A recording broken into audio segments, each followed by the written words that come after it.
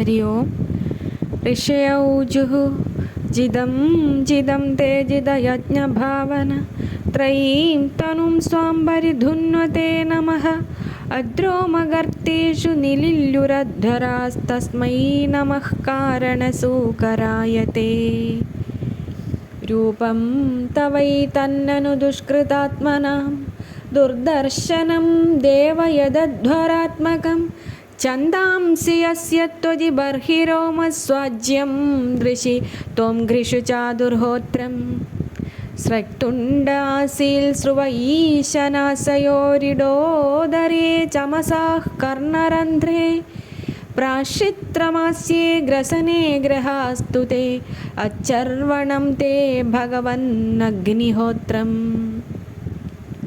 दीक्षानुजन्मोपसदशिरोधरं त्वं प्रायणीयो दयनीयदंष्ट्रः जिह्वाप्रवर्ग्यस्तव शीर्षकं क्रदोऽसभ्यावसत्यं चिदयो सवोहिते।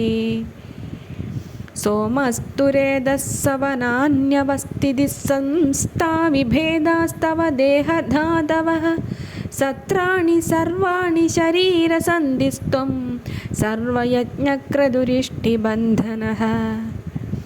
नमो नमस्तेऽखिलमन्त्रदेवताद्रव्याय सर्वक्रतवे क्रियात्मने वैराग्यभक्त्यात्मजयानुभाविदज्ञानाय विद्यागुरवे नमो नमः।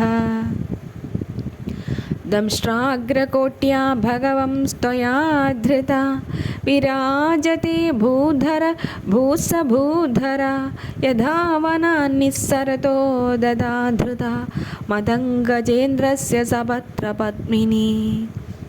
त्रयीमयं रूपमिदं च सौकरं भूमण्डले नाथ ददाधृतेन ते चकास्ति शृङ्गोढघनेन भूयसा कुलाचलेन्द्रस्य अधैव विभ्रमः।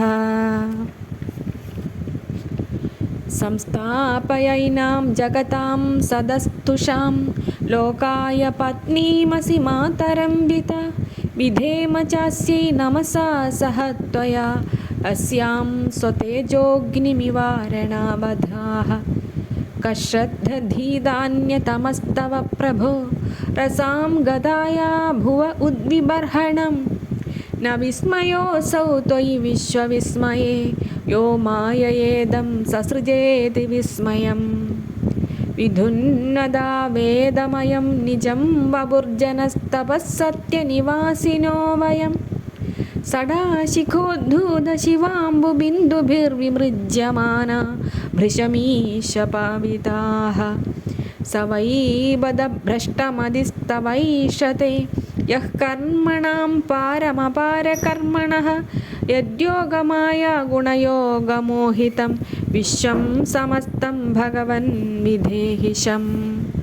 हरि ओम्।